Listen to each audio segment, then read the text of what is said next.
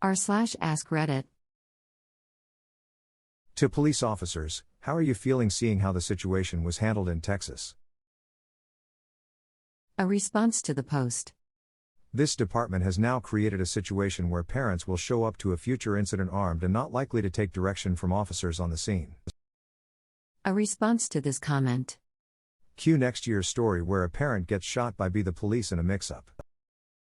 A response to the post. Federal law enforcement here.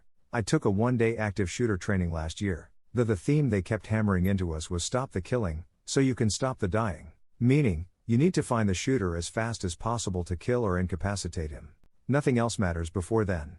They had role players with fake blood/injury kits on screaming for help, and we just stepped around/over them in our way towards the sound of gunfire. Once the shooter is dead, then you sprint back and start evacuating and treating people. Also, you go in alone or grab a couple other responders on your way in. You don't methodically clear rooms, you don't secure stuff, and you certainly don't try to do crowd control. I see a lot of people on Reddit say standard police procedure is, fill in the blank, and they are usually wrong. However, almost everyone is exactly right on what I've seen about active shooter training.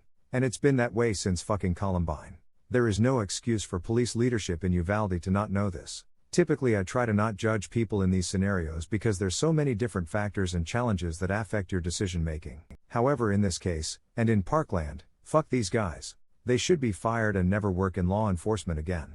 A lot of people, some police included, sometimes think that valor is like an everyday thing. It's definitely not, that's why we hand out medals for it. But to see officers just stand outside the classroom as children were shot and bleeding to death is awful and unforgivable. A response to this comment. My dad taught active shooter classes for years before he was retired, and I helped out with the exact training scenarios you are talking about. In one, I even roleplayed the shooter when I was about 14 years old.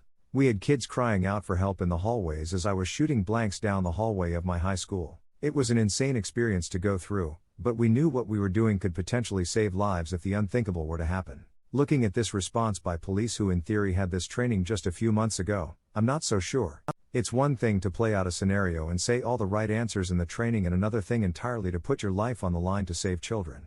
The argument that the Blue Lives Matter folks have had the whole time in regards to defending the police is that the cops are heroes who need resources to save us in the face of tragedy. When I see a video of nearly 20 cops standing outside a slaughterhouse detaining screaming parents armed with rifles, what exactly is it that we are paying for? This incident has me rethinking a lot of things in regards to how we as a country should be viewing and funding our law enforcement.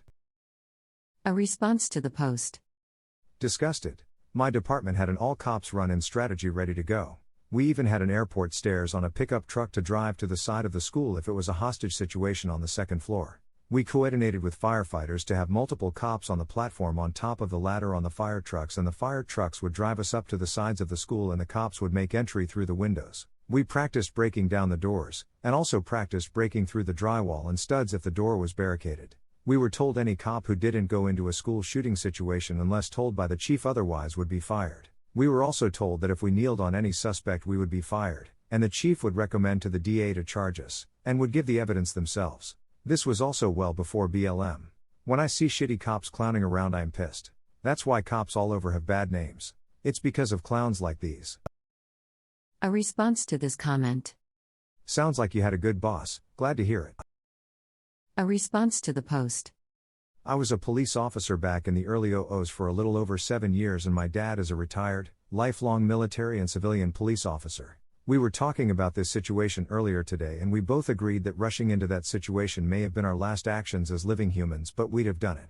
My dad said better to die trying than to live being branded a coward and thinking what if.